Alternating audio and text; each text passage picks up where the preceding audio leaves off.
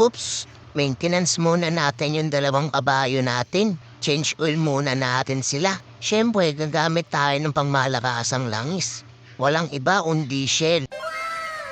Shell lang sa alam, Shell lang malakas. Shell Ultra pang scooter at Shell Ultra pang underbone. Siyempre, meron din silang Shell Beer Oil. Yan lang ang pinagkakatiwalaan kong langis, mga poops. Kahit noon pa sa mga nauna-ong motor, Shell lang ginagamit ko. At pati na rin sa mga tropa ang nagmumotor, Shell lang din nare-recommend ko sa kanila.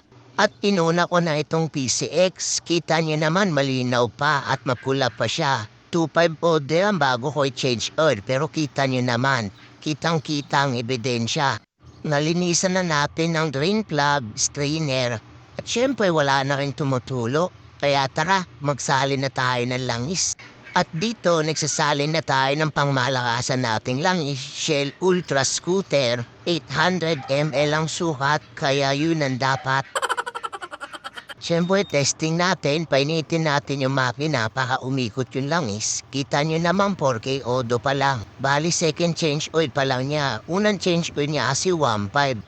At sunod ko naman chinensure itong motor kong sniper na si Coops.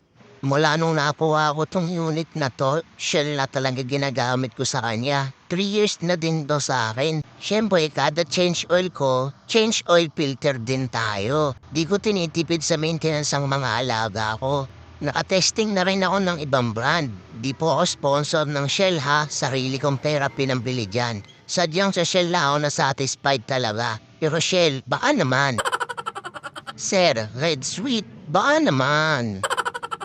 Kita niyo naman habang sinasalinan natin kung gaano aganda ang langis nila. Kitang-kita, kulay ginto. Siyempre, pagkatapos magsalin, testing natin saglit. Pagkatapos ng change oil, siyempre, washing na. Washing time na sa kanila. Wag lang talaga dumating ang sumpa. Ang sumpa kapag naglilinis ng mga motor. Ola, tapos na at malilinis na sila. Oh, wala nang gagaya maglinis ng motor ha. Baka mamaya umulan pa at dumating na ang sumpa.